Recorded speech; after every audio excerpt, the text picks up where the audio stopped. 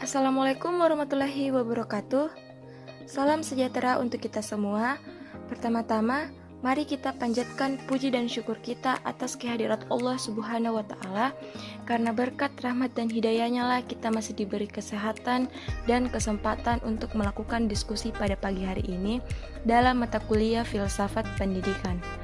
Materi yang akan dibawakan oleh kelompok kami yaitu mengenai tentang aspek ontologi pendidikan. Adapun anggota dari kelompok kami yaitu pertama, ada saya sendiri atas nama Anissa, yang kedua ada Dian Indah Apriliani, yang ketiga ada Lisa Kurniati P, dan yang keempat ada Gita Iren Maria. Langsung saja, materi pertama akan dibawakan oleh saya sendiri. Aspek ontologi adalah pendidikan menurut hakikat kodrat keberadaan pendidikan dalam hubungannya dengan asal mula, eksistensi dan tujuan akhir kehidupan manusia. Pemahaman ontologi pendidikan akan memberikan kejelasan tentang asal mula dan tujuan hidup. Ontologi adalah bidang pokok filsafat yang mempersoalkan tentang hakikat keberadaan segala sesuatu yang ada, menurut tata hubungan sistematis berdasarkan hukum sebab akibat, yaitu ada kausa prima atau Tuhan, ada alam, dan ada manusia. Dalam suatu hubungan menyeluruh, teratur, dan tertib dalam keharmonisan. Jadi dari aspek ontologi segala sesuatu yang ada ini berada dalam tatanan hubungan estetis, diliputi dengan warna, nilai keindahan pendidikan. Ditinjau dari sisi ontologi berarti persoalan tentang hakikat keberadaan pendidikan. Fakta menunjukkan bahwa pendidikan selalu berada dalam hubungannya dengan eksistensi kehidupan manusia. Secara keilmuan, subjek pendidikan adalah manusia dan objek pendidikan adalah manusia. Pendidikan dan manusia. Manusia siapapun, sebagai apapun, dimanapun dan kapanpun berada, berhak atas pendidikan. Manusia sebagai objek pendidikan adalah manusia dalam perwujudannya sebagai individu, sebagai bagian integral dari masyarakatnya. Dua sisi perwujudan ini dipandang penting dan perlu untuk diproses dalam sistem pendidikan, agar di kemudian hari manusia dapat menemukan jati dirinya sebagai manusia. Berulang kali dinyatakan bahwa tanpa pendidikan manusia tidak mungkin bisa menjalankan tugas dan kewajibannya di dalam eksistensi kehidupan. Sesuai dengan hakikat asal mula dan hakikat tujuan hidupnya, sehubungan dengan hal tersebut, pendidikan secara khusus difungsikan untuk menumbuh kembangkan segala potensi kodrat atau bawaan yang ada di dalam manusia. Potensi kejiwaan cipta, rasa, dan karsa mutlak perlu mendapatkan bimbingan berkelanjutan, karena ketiganya adalah potensi kreatif dan dinamis khas manusia. Adapun sasaran pembimbingnya dalam sistem kegiatan pendidikan adalah menumbuhkan kesadaran atas eksistensi kehidupannya sebagai manusia yang berasal mula dan bertujuan. Di dalam sistem kegiatan pendidikan berkelanjutan, kesadaran tersebut menjadi dinamis untuk kemudian bisa membuahkan kecerdasan spiritual. Dalam dinamikanya, kecerdasan spiritual bisa membuahkan penghayatan nilai keindahan universal, di mana keindahan universal adalah sublimasi atau sublimiti dari tata hubungan segala yang ada dalam harmonisasi, ketertiban, dan keteraturan menyeluruh, menurut sifat hakikat asal mula dari tujuan keberadaannya. Tata hubungan dimaksud adalah meliputi hubungan harmonis menyeluruh secara kausalistis antara ada manusia, ada alam, ada kausa prima. Dari sistem tata hubungan demikian kemudian bisa melahirkan nilai kejujuran dalam berprinsip. Selanjutnya menjadi dasar dalam bersikap secara benar dan berperilaku secara adil. Tiga potensi kejiwaan cipta, rasa, dan karsa manusia perlu ditumbuh kembangkan secara imbang dan terpadu, agar spirit manusia semakin cerdas. Seorang manusia yang eksis dalam kecerdasan spiritual cenderung berwawasan luas dan mendalam. Wawasan demikian itu menembusi tembok batas positivisme radikal, yang sementara ini membelenggu kehidupan manusia dalam kepicikan, kebodohan, dan kesombongan. Terima kasih atas kesempatan yang diberikan. Saya Gita Iren Maria akan memaparkan materi selanjutnya. Di zaman modern, pendidikan tidak cukup diselenggarakan di lingkungan keluarga, tetapi cenderung harus dilanjutkan di pendidikan sekolah. Kemudian dilanjutkan dalam kehidupan masyarakat luas di dalam berbagai bidang kegiatan kehidupan sosial.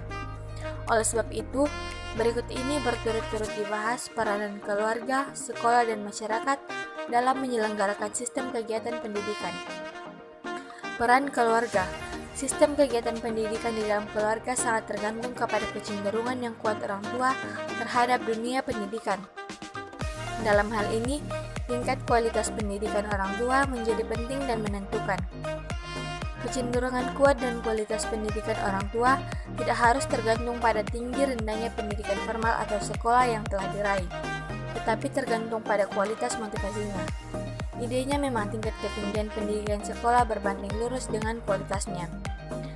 Tingkat kualitas pendidikan orang tua dapat dilihat dari orientasi atau filosofi kehidupan keluarga dan bagaimana konsekuensi mereka dalam menjalankan filosofi itu. Kedua titik itu harus saling bersesuaian. Adanya anak berasal dari orang tua berasal dari kakek nenek, begitu seterusnya sampai diyakini adanya kausa prima sebagai asal mula pertama. Begitu pula benda-benda, makanan, minuman, pakaian, dan fasilitas hidup lainnya berasal mula dari sari alam yang bersifat spiritual, berasal dari dunia transcendental. Spirit bersabar terbentuk dari fakta kesadaran bahwa sepanjang kehidupan ini syarat dengan persoalan yang sulit dipecahkan. Oleh sebab itu, di dalam kehidupan keluarga harus ditanamkan watak kesabaran untuk terus berusaha meningkatkan keahlian dan keterampilan, sampai berhasil memecahkan suatu masalah. Jika watak kesabaran telah tertanam, maka nilai kejujuran bisa tumbuh berkembang mewarnai kehidupan keluarga. Keluarga yang demikian memiliki wawasan luas, karena itu cenderung terhindar dari perbuatan memaksakan kehendak untuk segera mendapatkan sesuatu yang diinginkan. Spirit berikhlas terbentuk dari kesadaran bahwa seluruh tahapan kehidupan ini dikehendaki atau tidak pasti berakhir. Jika spirit berikhlas sudah tertanam di dalam jiwa yang dalam, maka seorang cenderung menerima konsekuensi apapun atas segala usahanya. Struktur kehidupan keluarga menurut komponennya memberikan imajinasi ontologi pendidikan dalam hal penanaman kesadaran tentang asal mula kehidupan. Eksistensi dan tujuan kehidupan manusia sebagai berikut. Pertama, keberadaan orang tua, memberi inspirasi dan selanjutnya menumbuhkan kesadaran tentang kebenaran tentang adanya asal mula. Kedua, lahirnya anak cucu, memberi inspirasi dan selanjutnya menumbuhkan kesadaran tentang kesungguhan adanya masa depan di mana terdapat tujuan. Senyatanya, seluruh kegiatan dalam kehidupan keluarga terkonsentrasi pada masa depan dan tujuan anak cucu.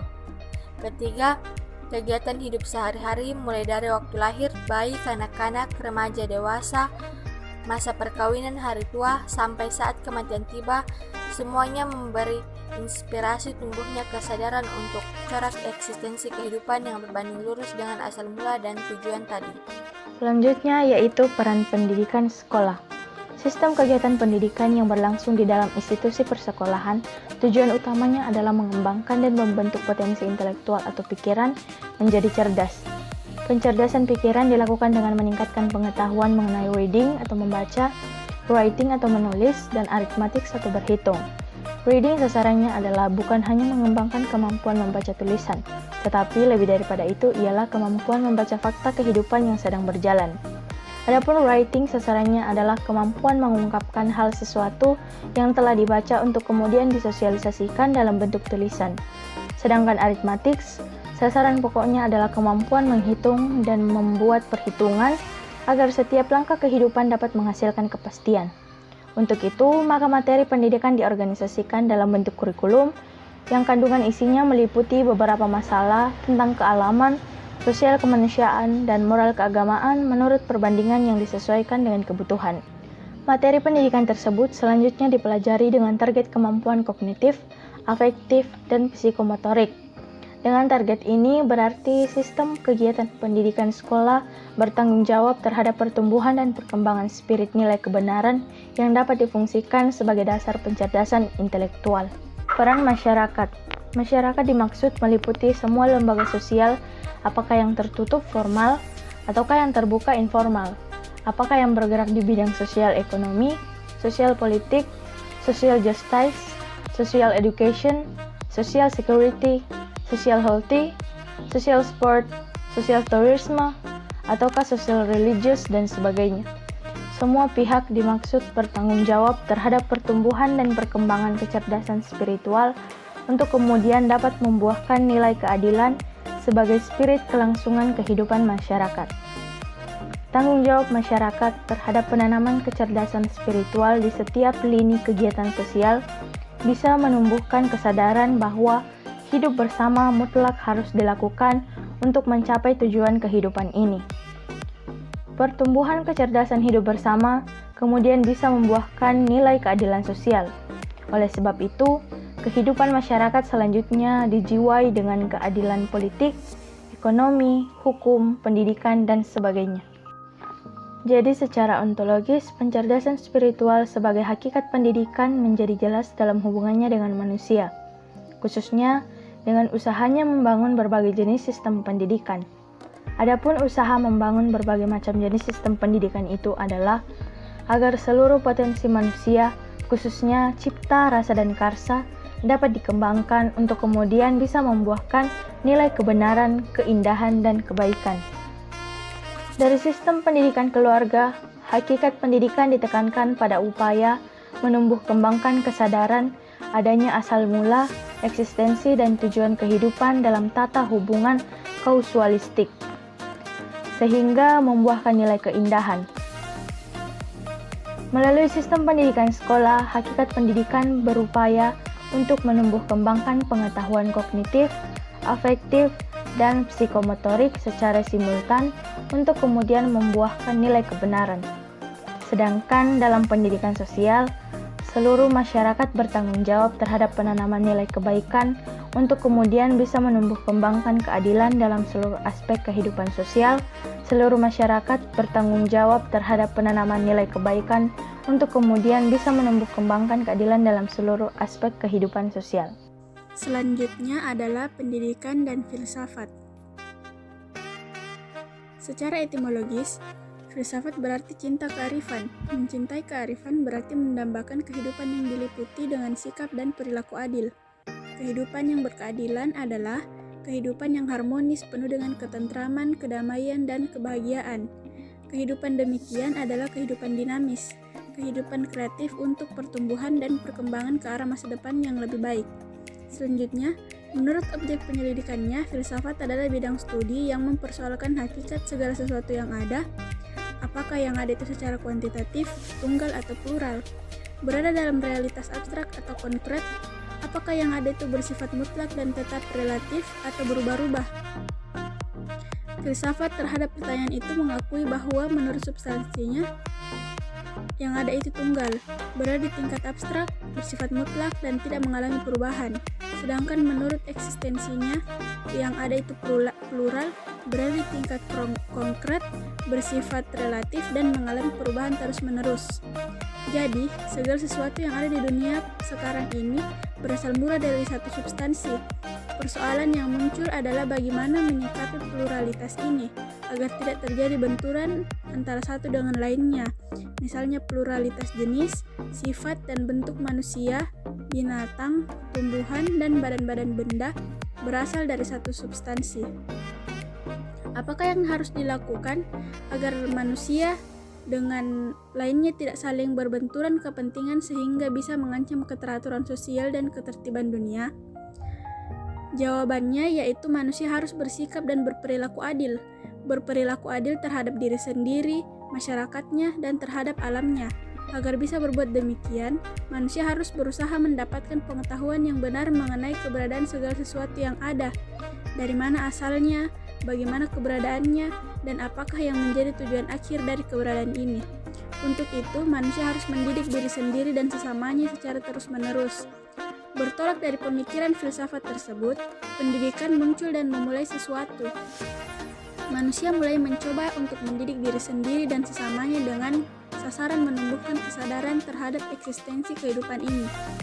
Dalam hal ini, kegiatan pendidikan ditekankan pada materi yang berisi tentang pengetahuan umum, berupa wawasan asal mula, eksistensi, dan tujuan kehidupan. Kesadaran terhadap asal mula dan tujuan kehidupan adalah landasan dasar bagi perilaku sehari-hari, sehingga senantiasa semua kegiatan eksistensi kehidupan bergerak teratur menuju satu tujuan akhir. Berdasarkan filsafat, pendidikan berkepentingan untuk membangun filsafat hidup, untuk dijadikan pedoman dalam kehidupan sehari-hari, agar dengan demikian kehidupan sehari-hari senantiasa dalam keteraturan. Jadi, terhadap pendidikan, filsafat memberikan sumbangan berupa kesadaran menyeluruh tentang asal mula, eksistensi, dan tujuan kehidupan manusia. Jadi tentang seluruh proses pendidikan, artinya seluruh proses pendidikan itu secara fungsional harus bermanfaat bagi tujuan hidup. Jadi, tanpa filsafat, proses pendidikan tidak terarah, bahkan boleh jadi tidak bisa melakukan kegiatan apa-apa, tidak tahu sesuatu apa yang harus dikerjakan. Sebaliknya, tanpa pendidikan, filsafat tidak akan pernah bisa menyentuh konteks, tetap berada dalam dunia utopianya. Oleh sebab itu, jika demikian halnya, bisa dikatakan bahwa ketika proses pemikiran filsafat selesai, maka proses pendidikan mulai. Tetapi bukan berarti filsafat tidak ikut serta dalam proses. Di setiap tahapan proses pendidikan, filsafat terikut sertakan secara konstan. Baik, itulah tadi pemaparan materi dari kelompok kami. Maaf jika ada kesalahan dalam penampilan video, baik dalam kalimat maupun dalam pengucapan. Terima kasih atas waktu dan perhatiannya. Kurang dan lebihnya mohon dimaafkan. Assalamualaikum warahmatullahi wabarakatuh.